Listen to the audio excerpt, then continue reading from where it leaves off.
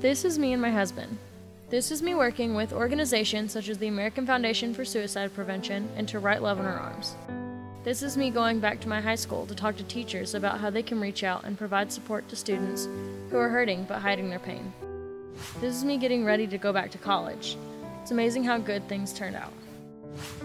4.5 years ago, I didn't think any of this would be possible.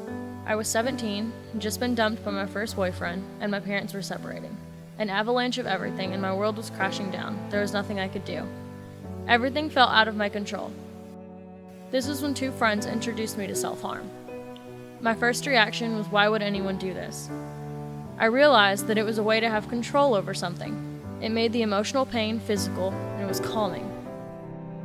Soon, I was cutting every day. A friend and I had a kind of twisted support system, hiding our pain together and from others. We didn't realize the danger in what we were doing.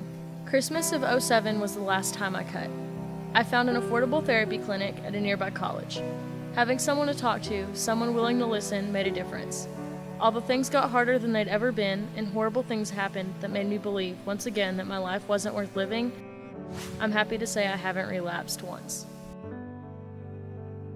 I've been so lucky that I've always had at least one person there for me, one person to lean on. It's what has kept me in recovery. In particular, one friend knew what I wanted to hear, what I needed to hear, and when to just listen. One night, I admitted to him that I was having thoughts of relapsing. It scared him to death. He said, "You have more to live for. You want to help people." And those words really stuck with me.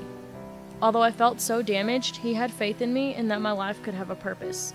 And this is what I held on to, even today. And I have been able to use my experience to help another friend. For me, cutting was never about ending my life, but with her it was. She was shy, depressed, and had just gotten out of a long, really bad relationship.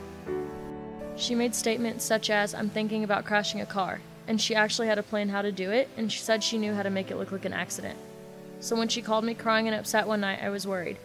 I asked, "Do you need me to come over?" She said no. I asked, "What are you doing?" She told me she was sitting in a room with a kitchen knife. I went over immediately, and I sat with her and calmed her down. She asked me not to tell her mom, but I told her no. Calling her mom that day was probably the most difficult thing I've ever done. This is her now, married with an adorable 2-year-old. It's amazing how things turned around. We're both so glad we made it through that time to see what recovery really looks like. If you're suffering, regardless of what you're thinking in this moment, you have more to live for. I promise you, it might not seem like it now, but if you take the right steps and get help, it does get better. A couple of years from now, you'll look back at this and the problems won't seem so unbearable. If you're seeing someone suffer, the best advice I can give you is don't judge. Be there for them and try to understand.